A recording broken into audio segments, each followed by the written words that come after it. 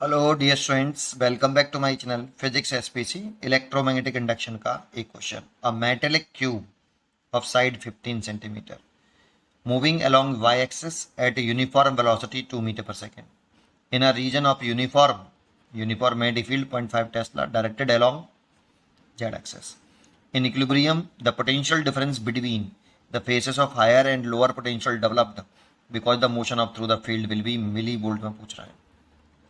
देखो, ये कैसे कर रहे हैं, जैसे एक रॉड होती है ना, रॉड, अगर एक मोटी रॉड ले लें बस केवल आप ऐसे, इसकी ये लेंथ है और ये ऐसे चला दो v वेलोसिटी से, और इसको मैग्नेटिक फील्ड को रख लो, आप ऊपर की तरफ रख लो, ऐसे ऊपर की तरफ डाउन अपर डायरेक्शन में रख लो, ठीक है ऐसे।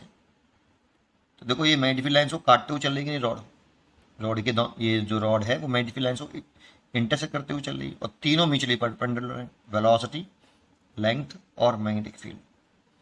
जब ये तीनों म्यूचुअली परपेंडिकुलर हो तो इंड्यूस ईएमएफ जो डेवलप होता है इस रॉड के एंड के क्रॉस, जैसे एंड ये पी है ये क्यू है, तो पी क्यू के क्रॉस जो इंड्यूस डेवलप होगा ई, वो होगा वी बी एल। ये तब होता है जब रॉड कंडक्टिंग हो और ये तीनों म्यूचुअली परपेंडिकुलर। जानते हो इक्विलिब्रियम कंडीशन क्या है? जैसे यहाँ पे वर्ड यूज कर रहा है इक्विलिब्रियम और पोटेंशियल डिफरेंस कह रहा है, तो देखो ये इंड्यूस भी पोटेंशियल डिफरेंस है, कौन सा हायर है कौन सा लोअर है। एक्चुअल में जो रियल फॉर्मूला होता है, जनरल फॉर्मूला होता है, वो ये होता है v cross B dot L के वेक्टर, ये होता है जनरल फॉर्मूला। लेकिन ये वाला एक इसका एक केस है, और वो केस ये है कि वेलोसिटी, लेंथ और मैग्नेटिक फील्ड तीनों कैसे हों, म्यूचुअली परपेंडिकुलर, तब लगा सकते हैं ये वाला, ठीक है। v क्रॉस बी की जो दर्शन होगी उससे मालूम पड़ जाएगा कौन सा हायर है कौन सा लोअर है। क्यों? क्योंकि जो मैग्नेटिक फोर्स होता है एफ एम, वैक्टर फॉर्म में लिखें तो Q V vector cross B vector, जिधर v क्रॉस बी की दर्शन होगी उधर positive charge particle force, magnetic force जो होगा वो पॉजिटिव चार्ज पार्टिकल पर v क्रॉस बी की दर्शन में लगेगा। v क्रॉस बी की दर्शन और एफ एम की दर्शन सेम होगी। जैसे यहाँ पे अगर निकालें v क्रॉस बी की दर्शन तो राइट हैंड से निकाल सकते हो, अपनी फिंगर, राइट हैंड की फिंगर वेलोसिटी वेक्टर की दर्शन में कर लो और छोटे एंगल से मैग्नेटिक फील्ड की तरफ अपनी फिंगर को घुमाओ, तो v cross B, magnetic field ऊपर की तरफ है, ऊपर, तो आप मैग्नेटिक फील्ड ऐसे है तो ऊपर की तरफ घुमा दो इसे, v क्रॉस बी, तो ऐसे करो, थंब इधर आ रहा है तो दैट मीन्स इधर की तरफ v क्रॉस बी की दर्शन है। इसका मतलब हुआ कि पॉजिटिव चार्ज पार्टिकल जो होंगे इसके अंदर और नेगेटिव चार्ज पार्टिकल होंगे ऐसे, तो पॉजिटिव चार्ज पार्टिकल फोर्स लगेगा वो इधर लगेगा, और नेगेटिव चार्ज पार्टिकल पर अगर चार्ज पार्टिकल नेगेटिव हो जाए तो यहाँ पर माइनस आएगा, और माइनस साइन इंडिकेट करेगा इन दोनों डायरेक्शन कैसी हैं, अपोजिट हैं, तो नेगेटिव पर इधर लगेगा। क्योंकि कंडक्टिंग रॉड के अंदर पॉजिटिव चार्ज फिक्स होते हैं, केवल नेगेटिव मूव कर सकते हैं, तो ये एंड लोअर पोटेंशियल पर और ये हायर पोटेंशियल पर आ जाएगा। जैसे ही ये ऐसे डेवलप होगा तो एक इलेक्ट्रिक फील्ड डेवलप हो जाएगा बेटा इसके अंदर, higher potential to lower potential ऐसे, और इस इलेक्ट्रिक फील्ड की वजह से इस इलेक्ट्रॉन पर, ये तो मैग्नेटिक फोर्स लग रहा था, इस पर इलेक्ट्रोस्टैटिक फोर्स लगने लगेगा ऐसे, क्योंकि इलेक्ट्रॉन पर जो फोर्स लगता है वो इलेक्ट्रिक फील्ड के जस्ट अपोजिट दिशा में लगता है, और इस पर लगेगा ऐसे। लेकिन ये तो रेस्ट में रहता है, कंडक्टिंग रॉड के अंदर मूव नहीं करते positive charge particle, only negative charge particle करते हैं।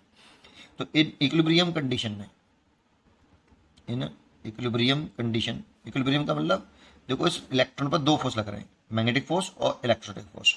इक्विलिब्रियम कंडीशन में नेट फोर्स जीरो हो जाएगा, और वो तब होगा जब एफ ई और एफ एम मैग्नीट्यूड में बराबर हो जाए और डायरेक्शन में अपोजिट है। तो एफ ई की वैल्यू क्यू ई और इसकी value Q V V sine 90 degree, तो इस क्यू से क्यू कैंसिल, ये इलेक्ट्रिक फील्ड है। Electric field is equal to होता है पोटेंशियल डिफरेंस अपॉन लेंथ, तो पोटेंशियल डिफरेंस ये और लेंथ है एल, तो ई की जगह लिख सकते हैं potential difference V over L, ये पोटेंशियल डिफरेंस है बराबर वेलोसिटी इनटू मैग्नेटिक फील्ड, तो potential difference is equal to V B L, ये वी पोटेंशियल डिफरेंस, ये वाला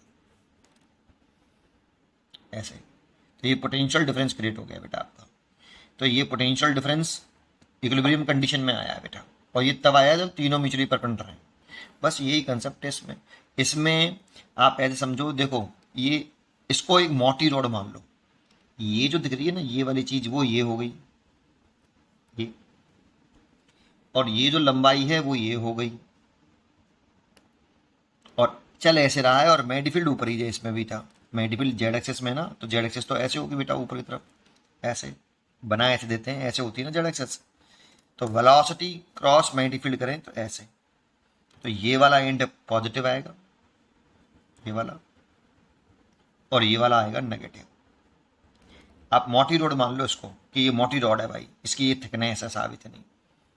तो V क्रॉस B जो डेवलप होगा इसमें पोटेंशियल डिफरेंस इन दोनों फेसेस के अक्रॉस, जो इक्विलिब्रियम कंडीशन में पोटेंशियल डिफरेंस क्रिएट होगा, क्योंकि इसमें जो इलेक्ट्रॉन होंगे उस पर फोर्स ऐसे लग रहा होगा, इलेक्ट्रॉन पर मैग्नेटिक फोर्स, और इलेक्ट्रिक फील्ड जो है इस डायरेक्शन में डेवलप हुई हो, तो इलेक्ट्रॉन पर जो फोर्स लग रहा होगा वो इधर लग रहा, इलेक्ट्रोस्टैटिक फोर्स लग रहा होगा इधर लग रहा होगा। इक्विलिब्रियम कंडीशन में ये बैलेंस हो गए होंगे, तो पोटेंशियल डिफरेंस जो क्रिएट होगा इन दोनों फेस के क्रॉस वो VBL ही होगा। Potential difference is equal to BBL। और थोड़ा सा मैं समझाऊंगा इसको, पहले इतनी बात समझ में आई? अच्छा, तो पोटेंशियल डिफरेंस की वैल्यू निकाल लो। वेलोसिटी दे रखी कितनी, पहले वेलोसिटी कहाँ है, 2 metre per second, 2 metre per second रखी है। मैग्नेटिक फील्ड रखा है 0.5 टेस्ला, 0.5 टेस्ला। लेंथ रखी है 15 सेंटीमीटर है, 15/100 कर लेते हैं। पॉइंट से हटा लो, आपका ये 0 और ये 10 हो जाएगा 10, और 10 से एक 0 कट जाएगी ऐसे, तो ये हो जाएगा आपका 15 इंटू 10 की पावर -2, 15 इंटू 10 की पावर -2 वोल्ट। तो ये हो जाएगा 150 इंटू 10 की पावर -3 वोल्ट। तो इसे लिख सकते हो 150 मिली वोल्ट। तो यहाँ पे आ जाएगा 150 मिली वोल्ट। अच्छा, एक छोटी सी बात और तरीके से समझ सकते हैं इसको।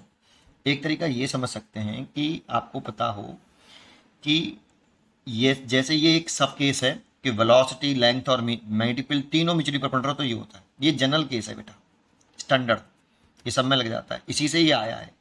इसी में अगर ये कंडीशन अप्लाई कर दोगे तो ये आ जाएगा।